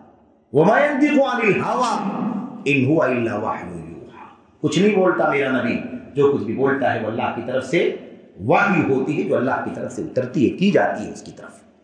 تو بہرحال خلاصہ کلام کیا ہے میرے بھائیوں، میرے عزیزوں، قابل احترام ماں بہنوں، کہ اندھی تقلید نہیں، بالکل نہیں، دلیلوں کے بندے، دلیلوں کے پابند، وَلَا تَتَّبِعُوا مِن دُونِهِ أَوْلِيَاءَ، اور اللہ تبارک و تعالیٰ کے علاوہ اولیاء نہ بناؤ، اللہ تعالیٰ کے علاوہ اولیاء نہ بناؤ۔ کیا مطلب؟ اسی کے پیچھے چلو، اسی کو فالو کرو، اللہ اور اللہ نے جس کو وہ مقام عطا فرمایا ہے اس کے سوا کسی کے پیچھے نہ چلو۔ امت میں نبی کے سوا کسی کو یہ مقام حاصل نہیں ہے کہ آنکھ بند کر کے، بالکل آنکھ بند کر کے اس کی ایک ایک ادا کو فالو کرنا ضروری ہے، کوئی بات چھوڑی نہیں جا سکتی۔ یہ مقام صرف اور صرف اللہ نے ہمارے اور آپ کے نبی محمد رسول اللہ صلی اللہ علیہ وسلم کو عطا فرمایا ہے، بس اس کے سوا کسی اور کو یہ مقام کسی کو نہیں ملا ہے۔ کل راد ومردود علیہ الا صاحب هذا القبر، کل یؤخذ من قوله ویرد الا صاحب هذا القبر۔ دنیا میں ہر ایک کی بات کو لیا بھی جا سکتا ہے، رد بھی کیا جا سکتا ہے، سوائے اس قبر والے نبی محمد صلی اللہ علیہ وسلم کی۔ امام مالک اپنے زمانے میں کہا تھا۔ میرے بھائی تو بڑا اہم مسئلہ ہے، اس لیے یہ بڑا بگاڑ آیا، بڑا انتشار پیدا ہوا، امت 4 ٹکڑوں میں بٹی اسی نام پر کہ میں اس کو فالو کرتا ہوں، میں اس کو فالو کرتا ہوں، میں اس کو فالو کرتا ہوں۔ ہماری دعوت یہ ہے کہ ہم فالو صرف محمد رسول اللہ صلی اللہ علیہ وسلم کو کرتے ہیں، علم سے فائدہ ساری امت کے علماء سے اٹھاتے ہیں، امام مالک کے بھی علم سے، امام ابو حنیفہ کے بھی علم سے، امام مالک کے بھی علم سے، امام شافعی کے بھی علم سے، امام احمد بن حنبل کے بھی علم سے، اور دیگر سارے ائمہ کے علم سے، ان کی خدمات سے، ان کی کتابوں سے، ان کے فتاووں سے، ان کے فیصلوں سے، ان کے مسائل سے ہم سب فائدہ سب سے اٹھاتے ہیں، سب کو پڑھتے ہیں، سب سے علم حاصل کرتے ہیں، لیکن جانچتے ہیں کہ بات اللہ کے نبی کے مطابق ہے یا نہیں۔ ہم سب کو مانتے ہیں مگر مصطفیٰ کے بعد مانتے ہیں، لیکن نبی کے بعد ہی کسی کو مانتے ہیں، ان سے پہلے کسی کو نہیں مانتے۔ ہمارا دین ہے، ہمارا عقیدہ ہے،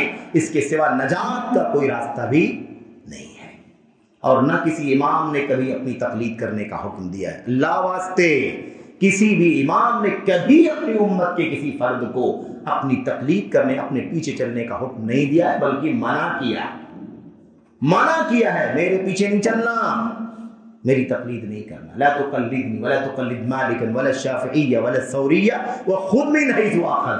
نہ میری تقلید کرو، نہ مالک کی، نہ احمد کی، نہ شافعی کی، نہ ثوری کی، جہاں سے انہوں نے دین پر عمل کیا ہے، مسئلہ لیا ہے، وہاں سے تم بھی لو۔ امام حنیفہ رحمۃ اللہ علیہ، اللہ تبارک و تعالیٰ کا وہ متقی پرہیزگار بندہ امام ابو حنیفہ رحمۃ اللہ علیہ، اللہ اکبر، کہتے ہیں لا يحل لأحد ان يفتي بقولنا ما لم يعلم من اين قلنا۔ کسی آدمی کے لیے حلال نہیں ہے کہ ہمارے قول کے مطابق، ہماری بات کے مطابق فتویٰ دے دے جب تک کہ اسے پتا نہ ہو کہ یہ فتویٰ ہم نے کس دلیل کی بنیاد پر دیا ہے۔ صرف اس لیے ہماری بات بیان نہیں کر سکتے کہ امام حنیفہ نے بیان کیا ہے، آپ کو اس کی دلیل معلوم ہے تب آپ بیان کیجیے، ورنہ وہ بات امام حنیفہ کی طرف سے بیان۔ دیکھا، یہ ائمہ کا طریقہ۔ امام شافعی فرماتے ہیں راستے میں پڑا ہوا کاغذ کا ٹکڑا تمہیں نظر آئے، دیکھو کہ اس پر کوئی حدیث لکھی ہوئی ہے، اسے لے کر کے آؤ، اسے بیان کرنے کے لیے کھڑے ہو تو وہ امام شافعی بیان کرتے ہیں کہ اللہ کے نبی نے ایسے بیان فرمایا ہے۔ یہ ائمہ کی دعوت تھی، راستے میں پڑھی ہوئی حدیث مل جائے اسے بھی کیا کرو، امام شافعی کے حوالے سے بیان کر دو، کہ اللہ کے نبی کی حدیث امام شافعی بیان کرتے تھے۔ سنت کی اتنی جستجو، سنت کی اتنی مانگ، سنت کی اتنی طاقت رکھنے والے، تقلید نہیں، تو گمراہی کہاں سے آئی ہے، بے عربی کہاں سے آئی؟ اندھی تقلید کی وجہ سے بھی آئی۔ آپ کو یاد ہوگا حرم مکی کے اندر جو توحید کا حرم ہے، حرم توحید ہے، وہاں پر بھی اسی تقلید کے نتیجے میں 4 مسلح قائم تھے، بلکہ کچھ دنوں 5 مسلح بھی قائم تھے، زیدیوں کے بھی قائم تھے، جو شیعوں کی ایک برانچ۔ وہ پڑھے گا تو بقیہ 4 کھڑے رہیں گے، دوسرا پڑھے گا بقیہ 4 کھڑے رہیں گے، تیسرا پڑھے گا چوتھے بقیہ 4۔ یہ حالت تھی میری بھائی، وہ تو اللہ تبارک و تعالیٰ نے توفیق عطا فرمائی۔ حضرت امام عبدالعزیز بن عبد الرحمن آل فیصل، شاہ فیصل رحمۃ اللہ علیہ کو، انہوں نے اللہ تبارک و تعالیٰ کے فضل و کرم توفیق مانگتے ہوئے وقت کے سارے علماء کو اکٹھا کر کے یہ فیصلہ کیا کہ یہ کون سا طریقہ ہے، اللہ کے گھر کے اندر 5 مسلح قائم کیے جائیں، نبی ایک، کعبہ ایک، حرم کعبہ میں 4 نمازیں 5 نمازیں ہو رہی ہیں، یہ کون سی توحید ہے امت کی؟ اللہ کے فضل و کرم سے انہوں نے اس کو ختم کیا اور ایک امام پر سارے مسلمانوں کو جمع کیا۔ بے روی کا انجام کتنا خطرناک ہے آپ بتائیں؟ کہاں بات تقلید، کہاں بات کرتے ہیں اتحاد کی، وحدانیت کی، توکل کی، انتشار سے بچنے کی؟ یہ سب زبانی جمع خرچ کرنے سے میرے بھائی کوئی مسئلہ حل نہیں ہوگا، سیریس ہونا پڑے گا، سیریس ہونا پڑے گا، اپنی دیواروں کو چھوڑنا پڑے گا، سب کو چھوڑ کر کے نبی سے میرے بھائی اپنا رابطہ، اپنا رشتہ مضبوط کرنا ہوگا۔ دنیا کی کسی کے بھی قول، کسی کی بھی رائے کے خلاف جائے کوئی پرواہ نہیں، نبی کی بات کے خلاف، نبی کی سنت کے خلاف کوئی بات نہیں ہونی چاہیے، یہ ہماری بات ہونا چاہیے، یہی طریقہ ہونا چاہیے۔ بہرحال ایسے ہی امت کی بے راہ روی کے اسباب میں سے ایک سبب میرے بھائیوں، میرے بزرگوں، یہ ہے کہ اس امت کے اندر اللہ تبارک و تعالیٰ کی توحید کی تعلیم و تربیت کا سلسلہ بہت کمزور پڑ گیا ہے۔ ہمارے تعلیم و تربیت کا جو نیٹ ورک ہے، اتنی بڑی بڑی ڈگریاں دی جاتی ہیں، کیا کہیں توحید کی تعلیم بھی ہوتی ہے؟ بڑی سے بڑی ڈگری ہولڈر ہے، بڑا سے بڑا ملحد اور دہریہ بھی ہے۔ بتائیے کتنا خطرناک مسئلہ ہے۔ ایک آدمی اچھی ڈگری ہولڈر ہے، اچھے بڑے سے بڑے پوسٹ پر ہے، مسلم گھر کا بچہ ہے، اسے دنیا کی ساری معلومات ہے، لیکن اسے اللہ کی توحید کی معرفت بھی، اسے دین کی بنیادی باتوں کا پتہ نہیں، ایمان نہیں معلوم، توحید نہیں معلوم، کس میں نہیں معلوم، اللہ تبارک و تعالیٰ کی عظمت نہیں معلوم، اس کی خصوصیات نہیں معلوم، اس کی توحید میں بٹا لگانے والی جو باتیں ہیں کوئی پتہ لیتا نہیں ہے اسے۔ تو ہماری تعلیم میں، ہماری تربیت میں، ہمارا جو تعلیمی سسٹم اور نظام ہے، اس کے اندر توحید کی، عقیدے کی، ایمان کی، اللہ تبارک و تعالیٰ کے مقام کی، اللہ تعالیٰ کے اسماء کی، صفات کی، اس کی عظمتوں کی تعلیم کا بہت معمولی حصہ باقی ہے، عام طور پر بہت نہ کے برابر ہے۔ اور یہ تو ہم ابھی اس نیٹ ورک کی بات کر رہے ہیں جو عصری اسکولوں کا ہے، لیکن دینی مدارس کے اندر بھی یہ بات بڑے افسوس کے ساتھ کہنی پڑتی ہے کہ دنیا کے سارے سبجیکٹ پڑھائے جاتے ہیں، دین کے سارے سبجیکٹ پڑھائے جاتے ہیں، سیریسلی پڑھائے جاتے ہیں، لیکن اگر سب سے کم توجہ کسی سبجیکٹ کی طرف ہے تو اللہ تبارک و تعالیٰ کی توحید اور عقیدے کا سبجیکٹ ہے۔ کہتے ہیں اس کو کیا پڑھنا ہے، اس کو کیا پڑھنا، کس کو نہیں معلوم ہے کہ اللہ ایک ہے، اللہ کی عبادت کرنی ہے، دنیا اللہ نے بنائی، زمین آسمان اللہ نے بنائے، پانی اللہ برساتا، روزی اللہ دیتا، شفا بیماری اللہ دی، کس کو نہیں پتا ہے، اس میں کیا پڑھانا ہے؟ میرے بھائیوں، پورا سبجیکٹ اللہ کی توحید کا، عقیدے توحید کا پورا سبجیکٹ ہمیں پڑھنا ہوگا، پڑھتے رہنا ہوگا، 1 سال 2 سال 4 سال 8 سال 10 سال مستقل پڑھنا ہوگا اور مستقل پڑھتے رہنا ہوگا، تب جا کر کے ہم بے راہ روی سے اپنے آپ کو بچا پائیں گے۔ یاد رکھیں، ماضی تو جانے دو، ماضی قریب کا جائزہ لو۔ میرے بھائی، محمد بن سعود رحمت اللہ علیہ اور محمد بن عبد الوہاب رحمت اللہ علیہ کا اس دور یاد کرو، 300 سال کا عرصہ گزرا ہے، 1206 میں محمد بن عبد الوہاب رحمت اللہ علیہ کی وفات ہوئی۔ میرے بھائی یاد کرو کس طرح توحید کے لیے دنیا کے اندر انہوں نے کوششیں کی، قربانیاں دی، جہاد کیا، مارے گئے، ستائے گئے، گھر سے نکالے گئے، سب کچھ کیا، لیکن اللہ کی توحید کے لیے میرے بھائی جو کوشش کی، اس کے لیے جو کتابیں لکھی، پمفلیٹ لکھے، رسالے لکھے، بڑی کتابیں، چھوٹی کتابیں، اور زبان کی، قلم کی ساری کوششیں لگا دیا، پورا جزیرۃ العرب جو شرک کی غلاظتوں میں ڈوبا ہوا تھا، اللہ کے فضل و کرم سے توحید کی نور میں، توحید کی روشنی میں آ گیا، اور یہ روشنی وہیں تک نہیں رہی، الحمدللہ دنیا کے چپے چپے میں، گوشے میں پھیل گئی۔ لیکن کیا سعودی عرب کے لوگ، بعد میں مملکت سعودی عرب کے نام سے ملک بنا، پہلے اس کا نام الگ تھا، بلاد حجاز وغیرہ نام تھا اس کا، بعد میں اس کا نام المملکت العربیۃ السعودیہ، ابھی تقریباً 91-92 سال ہوئے۔ میرے بھائیوں، آج بھی اس سعودی عرب میں جہاں 100% اسلام، مسلمان، کوئی شرک، کوئی مزار، کوئی قبر، کوئی درگاہ، کوئی مشاہد، کچھ بھی نہیں، وہاں آج بھی توحید کا درس جتنا چلتا ہے دنیا میں کسی جگہ نہیں چلتا۔ مسجدوں میں، مدارس میں، اسکولوں میں، حلقات علم میں، مجلسوں میں، فتاووں میں، ریڈیو پر، ٹی وی پر کوئی نیٹ ورک ایسا آپ کو نہیں ملے گا جہاں پر سب سے زیادہ آج بھی توحید کا سبق نہ پڑھایا جاتا۔ بہت خطرناک مسئلہ ہے، اسی لیے توحید پتھر کی طرح، پہاڑ کی طرح وہاں پر موجود ہے۔ دنیا کی ساری برائیاں انسان دیکھ سکتا ہے، لیکن توحید سے سمجھوتا نہیں دیکھ سکتا، اور یہی وہ راز ہے جو دنیا کو نہیں بھاتا۔ سعودی عرب میں کس کا کھایا ہے بھائی؟ کس کا کھایا ہے؟ کچھ لوٹ کھایا کسی کا؟ وہ تو موقع موقع سے جتنا طاقت ہے وہ اپنی مدد کرتا ہے دنیا کے کوچے گوچے میں، جہاں جہاں مظلومیت ہوتی ہے. کہیں سیلاب آ گیا، کہیں آگ لگ گئی، کہیں دھماکہ ہو گیا، کہیں بھوکمری آ گئی، کوئی کچھ ہو گیا، تیار لو اتنا ملین اتنا بلین. کیا بگاڑ؟ دشمنی کی کوئی وجہ نہیں، صرف اللہ کی توحید اور نبی کی سنت. یہ دشمنی کی بنیادی وجہ ہے، یاد رکھنا. اس کے سوا کوئی وجہ نہیں ہے. خالص توحید و سنت آپ کو وہیں ملے گی. انسانی کمزوریاں، غلطیاں، گناہ کے کام بالکل ہیں، 100%، مجھے کوئی انکار نہیں ہے، لیکن اللہ تبارک و تعالیٰ کی توحید اور سنت سے سمجھوتا کبھی بھی نہیں. اچھا خیر، بات ختم کرتا ہوں مختصر طور پر 2-4 منٹ کے اندر. یہ ہو گئی بات کیا؟ توحید سے یا عقیدے یا انحراف سے بے راہ روی کے اسباب میں سے ایک سبب یہ ہے کہ عقیدہ توحید کی پڑھائی، تعلیم، تربیت ویسے جیسے ہونی چاہیے نہیں ہو رہی ہے، کمزور ہو چکا ہے. ایک بات اور، بلکہ 2 بات اور سنا کر کے بات ختم کر دیتا ہوں. ایک بات یہ ہے کہ بے راہ روی کی شروعات بالکل آغاز تربیت سے ہوتی ہے، کیونکہ پودے کو بچپن سے ہی تربیت دی جاتی ہے، پودے کو بچپن سے ہی سنبھالا جاتا ہے.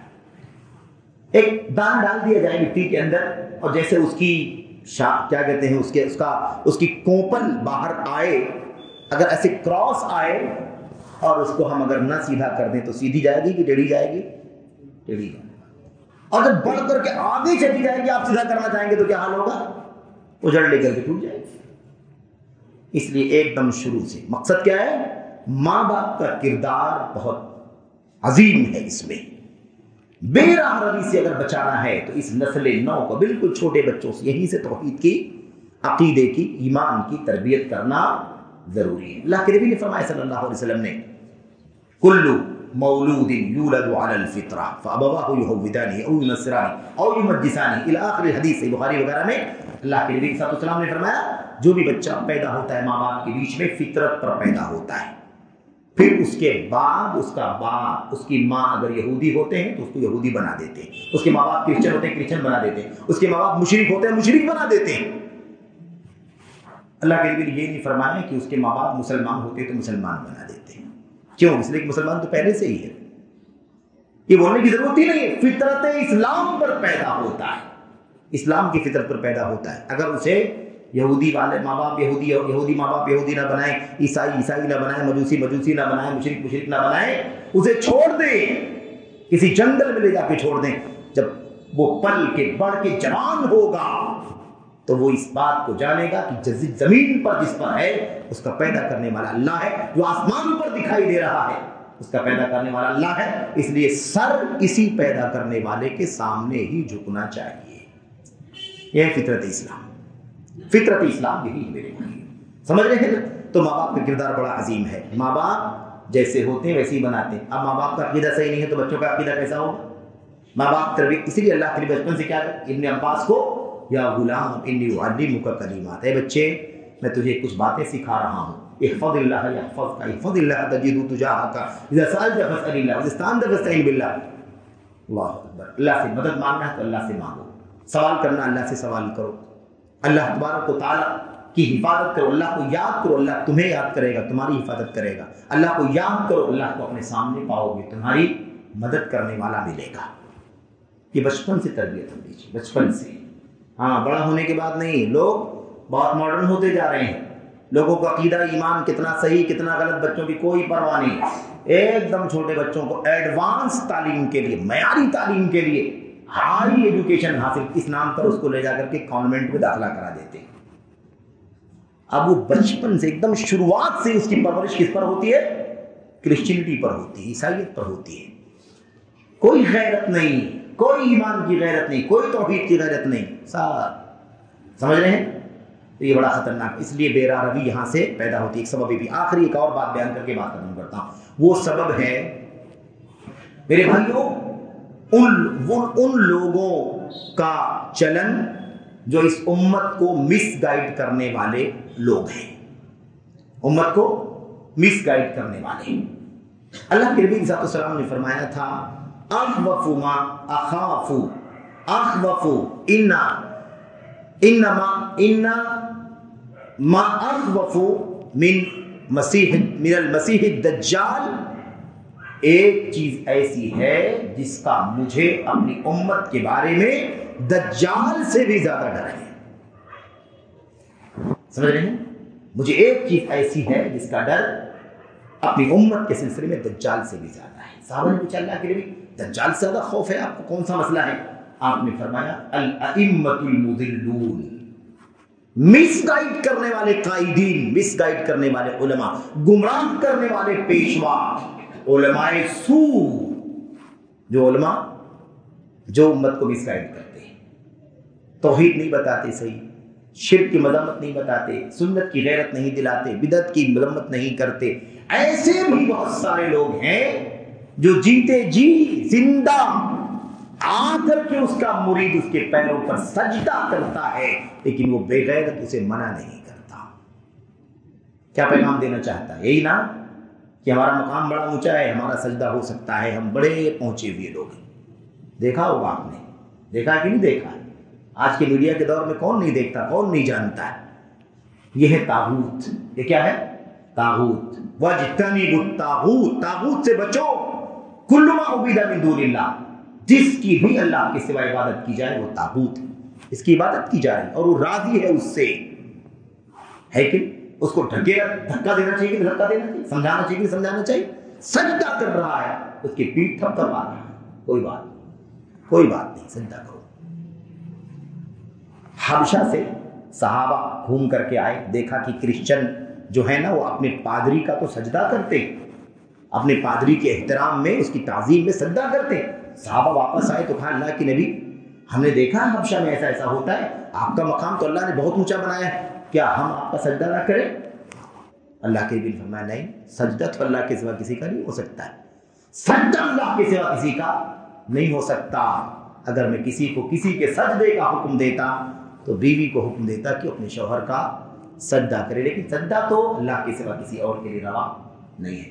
یہ علماء سو مس گائیڈ کرتے ہیں، اور انہی کی ایک شاخ اور برانچ وہ لوگ ہیں جو میدان علم کے لوگ نہیں ہیں، لیکن علم اور دعوت کا اسٹیج اور مائک پکڑ کر کے بیٹھے ہوئے ہیں.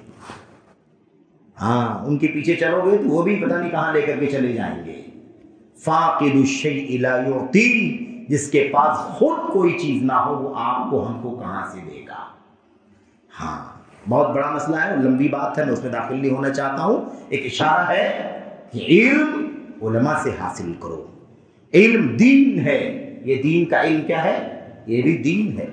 عقیدہ دین ہے، حلال حرام دین ہے، نماز کے مسائل دین ہے، سیاست کے مسائل دین ہے، کیسے زندگی گزارنا ہے دین ہے، اخلاق دین ہے، عبادات آداب دین ہے، معاملات دین، خرید و فروخت کا طریقہ دین، سب دین کا حصہ ہے. یہ علم دین ہے. فانظروا عمن تأخذون دینکم، اس لیے دیکھ لو، سوچ لو کہ اپنا دین تم کس سے حاصل کر رہے ہو. ان هذا العلم دین فانظروا عمن تأخذون دینکم. میرے بھائی بہرحال ایسے بہت سارے اسباب ہیں انحراف کے، بیرا روی کے، ان تمام باتوں میں نہیں جانا چاہتا. یہ جو طبقہ اس وقت غیر علماء کا میڈیا پر چھایا ہوا ہے، ان کے پاس عقیدے کا، حدیث کا، سنت کا، تفسیر کا، شریعت کا اور ایسے ہی دین کے بنیادی علوم کا کوئی علم نہیں ہے. ادھر ادھر تھوڑی بہت معلومات کر کے انہوں نے اسٹیج اور میدان اور میڈیا پر اپنا قبضہ جما رکھا ہے، بہت زیادہ پاپولر ہیں. ان کو میرے بھائیوں اپنے دین کے علم حاصل کرنے کا سرچشمہ نہ بناؤ. علم وہیں سے حاصل کرو جہاں سے حاصل کرنا چاہیے، جو اس کے سورس ہیں، اس کا اصل مرجع ہیں، اس کا اصل مرکز ہیں، انہی سے وہ علم حاصل کرو تاکہ اللہ تبارک و تعالی ہم کو آپ کو صحیح علم تک پہنچنے کی توفیق عطا فرمائے. اور امت میں ہر طرح کی جو بیرارویاں، جو انحرافات، جو گمراہیاں، ضلالتیں اور بہت کچھ میرے بھائیوں دائیں بائیں بہک جانے کی صورتحال چل رہی ہے، اللہ تبارک و تعالی ہم کو، آپ کو، سب کو، ماؤں کو، بہنوں کو، بچوں کو، عزیزوں کو، بڑوں کو، سب کو اللہ تبارک و تعالی ہر عام و خاص کو اللہ تعالی ان تمام راستوں سے بچنے کی توفیق عطا فرمائے. اور اللہ تبارک و تعالی ہمیں حق کی ہدایت کی راہ پر گامزن رکھے. اہدنی لما اختلف فیہ من الحق انک تہدی من تشاء الی صراط مستقیم. اے اللہ تو حق کی رہنمائی فرما. جن مسائل میں اختلاف ہے، عقیدہ، ایمان، عمل، عبادات، کہیں بھی جہاں بھی اختلاف ہے، ان مسائل میں تو ہدایت کی راہ دکھا. یقیناً تو ہی راہ ہدایت دکھانے والا ہے، جسے چاہتا ہے ہدایت کے راستے پر لگا دیتا ہے۔ ہمیں بھی ہدایت کے راہ پر چلا، ہمیں گمراہی سے، ضلالت سے، بیراہی سے اللہ تبارک و تعالیٰ بچنے کی توفیق عطا فرما، آمین یا رب العالمین۔ صلی اللہ علیہ وسلم وبارک علی نبینا محمد وعلی آلہ وصحبہ اجمعین۔ السلام علیکم ورحمۃ اللہ۔